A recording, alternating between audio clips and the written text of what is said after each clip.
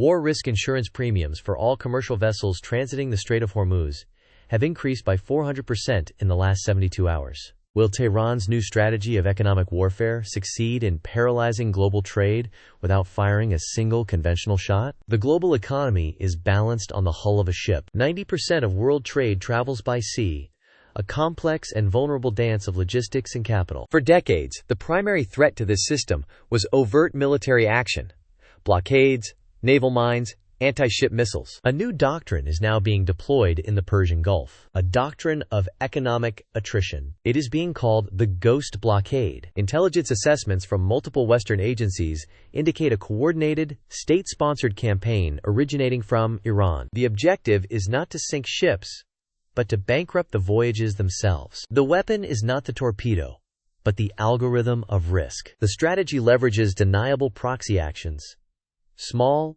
unattributable attacks, to manipulate the foundational mechanism of global shipping: maritime insurance. Consider the events of the past several weeks. A Swedish-owned chemical tanker reported a near miss with an unidentified drone off the coast of Oman. 2 days later, a Panamanian-flagged bulk carrier experienced a sudden, total GPS failure for 17 minutes while in a critical shipping lane. Last night, a Greek oil tanker extinguished a small, localized fire in its engine room, which the crew attributed to a faulty wire, yet burn analysis suggests the ignition point was external. Individually, these are minor incidents. They are footnotes in maritime security logs. Collectively, they are brushstrokes in a masterpiece of asymmetric warfare. Each event, meticulously designed to be deniable, forces underwriters in London, Tokyo, and Zurich to recalculate risk. They add a variable to their equations, and that variable carries a cost. War is imminent. Markets are plummeting. The world is watching, but the battlefield is invisible,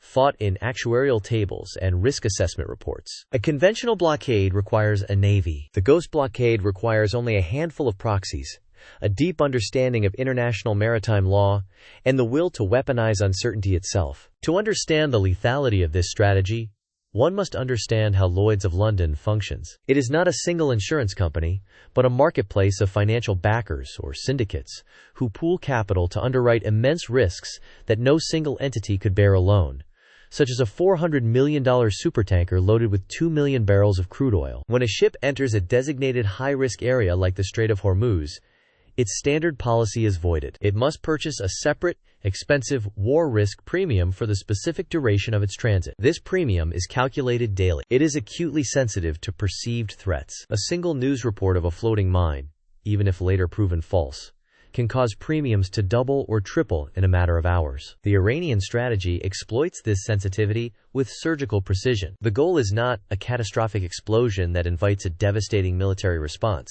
The goal is a steady, unnerving drumbeat of small, ambiguous threats that make insuring a voyage through the Gulf financially untenable. At the 3-minute mark, a new layer of this operation is becoming clear. Western signals intelligence has intercepted communications suggesting that operatives with ties to the Islamic Revolutionary Guard Corps Quds Force have not only directed the proxy attacks, but have also been feeding tailored threat intelligence directly to contacts within several key global insurance brokerage firms. What does it mean for global markets when the same entity creating the risk is also covertly advising on how to price it? This elevates the strategy from simple maritime harassment to sophisticated market manipulation. By feeding exaggerated or hyperspecific threat data into the insurance ecosystem, Iranian assets can amplify the financial impact of their own low-cost proxy operations. They can turn a $5,000 drone into a $50 million swing in regional shipping costs. It is the financial equivalent of a force multiplier. The consequences are already cascading through the global economy. The cost of transporting a standard 20-foot equivalent container unit from Jebel Ali to Rotterdam has risen by 60%. That cost is not absorbed by the shipping lines. It is passed directly to the manufacturers and, ultimately, to the consumer. This is a tax on everything from gasoline to semiconductors, an engine of global inflation powered by a handful of outboard motors and commercially available drones. The primary target is, of course, the energy market. The Strait of Hormuz is the world's most critical oil choke point. Approximately 1/5 of all global oil supply passes through this narrow channel. By making it prohibitively expensive to ship this oil, Iran achieves a soft sanction on its regional rivals, like Saudi Arabia and the United Arab Emirates, degrading their key economic advantage without triggering treaty obligations for a Western military response. It is a brilliant and deeply cynical strategy. A direct military closure of the strait would be an unambiguous act of war, guaranteeing a massive and overwhelming response from the United States Fifth Fleet and its allies. The Ghost Blockade, however, occupies a gray zone. There are no state-on-state attacks. There are no formal declarations of war. There is only a series of unfortunate,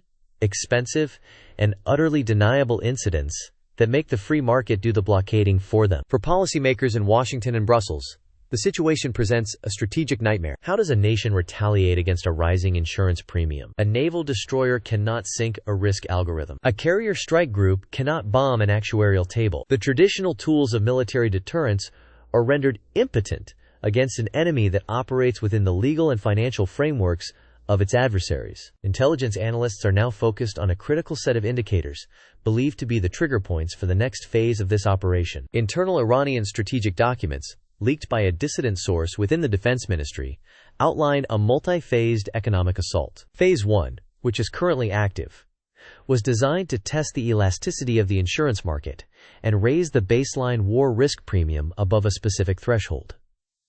0.75% of total hull value per voyage. For a modern supertanker valued at $400 million, this translates to a staggering $3 million in insurance cost for a single 7-day trip. This is a cost that renders many voyages unprofitable. As of 6 hours ago, according to the latest data from the Lloyd's Market Association, the average premium for the Strait of Hormuz officially crossed 0.8%. The threshold has been breached. Phase 1 is complete. Phase 2 is now believed to be active. The intercepted communications are becoming more frequent, but the nature of the messaging has shifted. It is no longer about directing low-level harassment. The new communiques contain complex financial jargon, references to derivatives markets, sovereign debt ratings, and credit default swaps. It appears the objective is shifting from disrupting physical supply chains to triggering a targeted financial contagion. Western intelligence has just decrypted a priority message sent from a known Quds Force server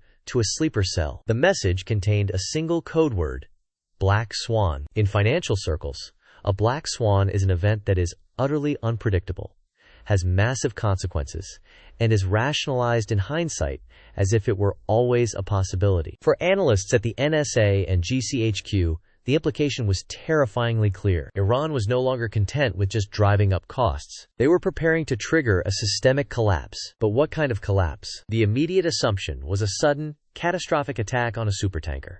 Something so spectacular, it would instantly freeze all traffic, spike oil prices to unprecedented levels, and send global markets into a death spiral. Every available satellite, drone, and human asset was redirected to find this impending physical threat. They were looking in the wrong place. The sleeper cell that received the Black Swan code word wasn't a team of combat divers in the Gulf of Oman. It was a 3-person financial analysis unit operating out of a serviced office in Canary Wharf, London. Their battlefield was not the sea.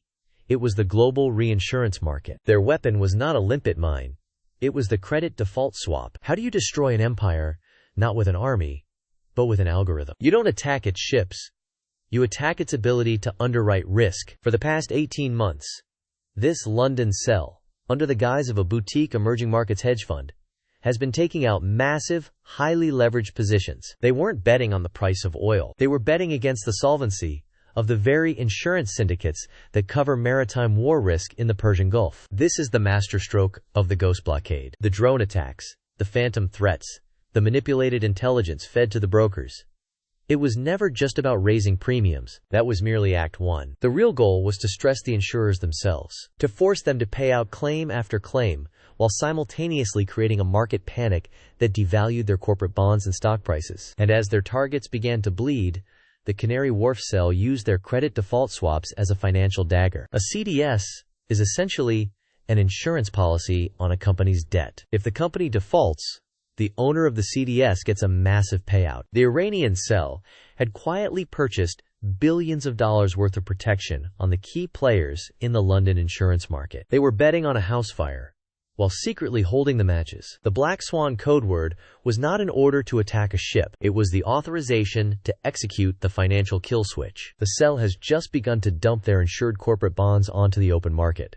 deliberately triggering the very defaults they were betting on. It's a self-fulfilling prophecy of economic ruin, a financial doomsday machine. The contagion is already spreading faster than any naval task force could respond. The initial targets are the specialist insurance syndicates, but they are all interconnected. They reinsure each other. They are backed by the world's largest banks, pension funds, and sovereign wealth funds. What began with a Houthi drone in the Red Sea is now threatening to trigger a liquidity crisis in the pension fund of a retired teacher in Ohio. And there is a final, chilling layer to this strategy. The leaked documents that gave the West its first glimpse into Phase 1, the ones that mention the 0.75% threshold, Western intelligence now assesses with 80% certainty that the leak was deliberate. It was bait. Iran wanted the West to focus on the rising premiums, to see it as a simple economic squeeze play. They wanted to fix their adversary's gaze on the magician's right hand, while the left hand prepared the fatal blow. What else did those documents hide in plain sight? What other assumptions are now dangerously wrong? The most dangerous assumption of all